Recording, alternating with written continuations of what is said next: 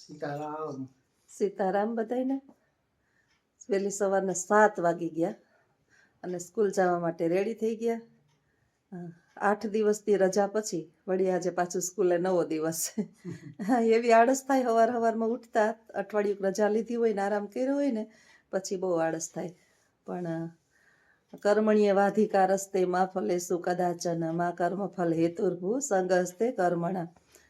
ભગવાન શ્રી કૃષ્ણનું વાક્ય યાદ રાખીએ અને કામ તો કરવું જ પડે. કૃષ્ણ ઉઠીને કહે કે કામ કરવામાં જ તારો અધિકાર છે, ફળમાં નહીં. ફળની અપેક્ષા રાખીને કામને છોડનારું ન બન. એટલે આ સવારમાં 4 વાગ્યામાં અડિયું કાઢવા માંડે અને હું 5 વાગ્યાથી અડિયું કાઢવા માંડું. કોઈ એમ કહે કે વહેલા ઉઠે ને એનું નસીબ વહેલું જાગે. નસીબ તો જાગવું હોય તો જાગે, પણ સ્વાસ્થ્ય સારું રહે એ ચોક્કસ. નસીબ માટે થઈને વહેલું નથી ઉઠવાનું. ભાગમાં તો જે છે ને આપણા લખાઈ ગયું હોય કે તમને કેટલું મળવાનું છે. બાકી તો ઉપરથી નીચે પછડાવ કે નીચેથી ઉપર પછડાવ, નસીબનો બળિયો કોઈ છે જ નહીં. એટલે કાલે હું હજી બધાના સ્ટેટસ જોતી હતી ને તો લગભગ પોલીસમાં મળી ગયું, બહેનોને પોલીસમાં મળી ગયું, અમુક ભાઈઓને પોલીસમાં મળી ગયું.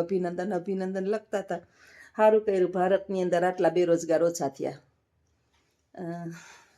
નસીબમાં એના જોબ હોય એટલે મળે.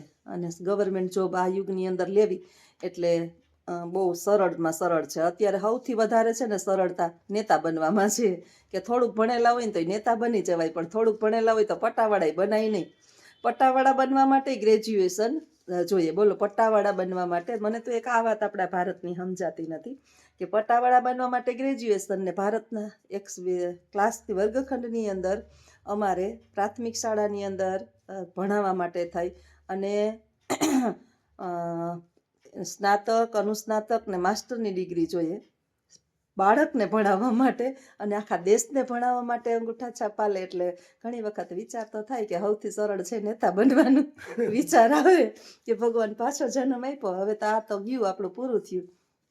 મને તો ઘૂરી ચડે તો હું તો ફોર્મ ભરી દઉં ભાઈ. એ એક બાકી છે. હવે અમારી છોકરી કહેતી એમ નવી કે તમે કે છે ને એક પાર્ટી બનાવો હોય કે નવી, અને છે ને પછી તમને અમે બધાય મત આપીએ અને અમારા વાલી બધાય છે ને એ તમને મત આપે. અમે કહીએ કે તમે છે ને દેશનું ખરાબ તો નહીં જ કરો. કે એ ઝંઝટમાં પડવું નથી. આખું કેરીનું ટોપલું જે છે ને બગડેલું હોય ને, કેરીનું આખું ટોપલું બગડેલું, આખું કેરીની ટોપલી સરસ હોય, એમાં એક કેરી બગડેલી હોય ને એટલે એ આખા ટોપલાને બગાડે. એટલે આપણે જે છે ને વ્યવસ્થિત રીતે રહેવું હોય ને એટલે તમારે એના ન રહી શકો, એના જેવા બનવા જ પડે. એટલે ક્યાંક ને ક્યાંક છાંટા ઉડાવી ન રહીએ નહીં આપણે, નહીં તો આપણા પરિવારને ભોગવવું પડે. અનીતિથી કમાયેલું ધન 10 વર્ષ ટકે, 11મું વર્ષ બેસતા જ એ સમૂળગું નાશ પામે. એટલે આ નીતિનો બરાબર છે. ક્યાં જાજા ભાવ ને જાજી જિંદગી કાઢવાની છે.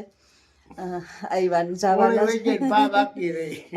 પાણી એ ક્યાં ખબર છે કે અટાણે જાય ને પાછા જ્યારે તમે ઘરેથી નીકળો અને પાછા 12:30 આવી જાવ એટલે પ્રભુના મંદિર પાસે જાય અને એનો ધન્યવાદ માનવાનો, પ્રભુ એમ કેમ પહોંચી ગયો.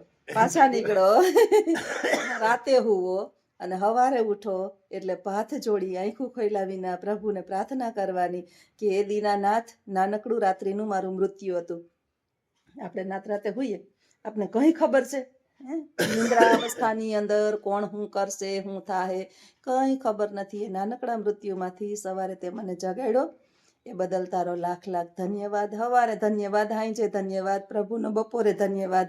માયને રાખવો, કારણ કે આ દેહનો કોઈ ભરોસો નથી.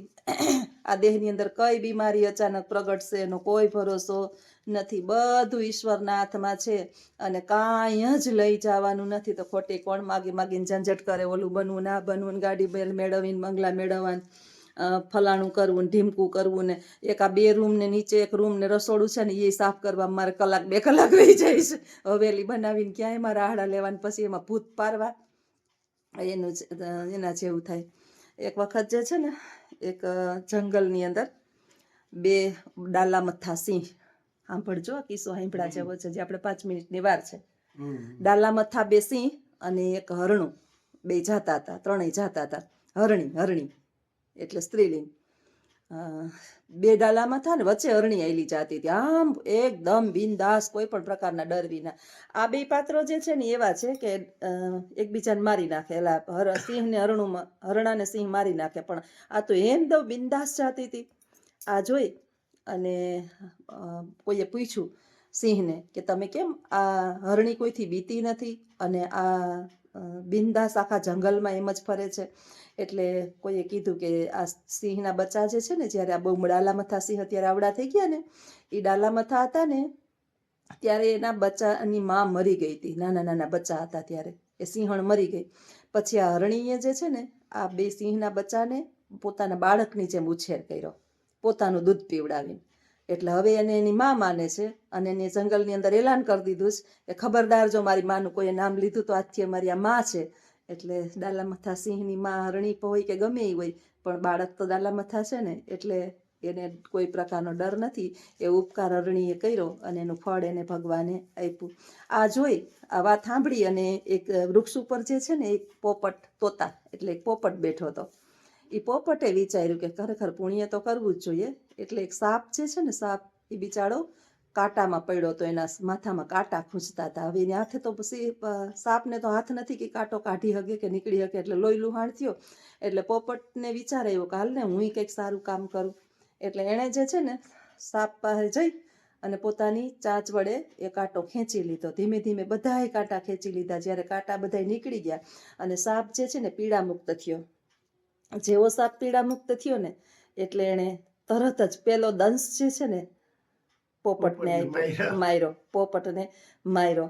પ્રાણ અને પ્રકૃતિ મનુષ્ય ક્યારેય છોડે નહીં. ડાલામથા જે છે ને એ પોતે ઉપકારી છે, પરોપકાર, એનો બદલો એ વાયડા વિનારી એ નહીં. તમે સિંહના બચ્ચાને પાડો ને તો તમને ન મારે, પણ સાપને પાડો તો એ દંખ ચોક્કસ દે. એટલે દુર્જનને દૂધ પીવડાવી અને ઉછેરીએ એનું ફળ તો આપણે ચોક્કસ ભોગવવું જ પડે. આ અનુભવ મારાથી વિશેષ તો લગભગ કોઈ જાણતું નહીં હોય, કારણ કે જગતની અંદર આપણે બધાય અનુભવ થયા હોય. આપણે કેટલા કેટલાને પાડ્યા હોય અને પછી જે છે ને આપણે દંશ જ્યારે લાગે ત્યારે આપણને ખબર પડે કે આ દંશ આપને કેવા લાગ્યા. દુર્જન દુર્જનતા ન છોડે અને સજ્જન સજ્જનતા ન છોડે. મનુષ્યના જીવનની અંદર ભગવાન જે છે ને બધાને બધોય મોકો આપે.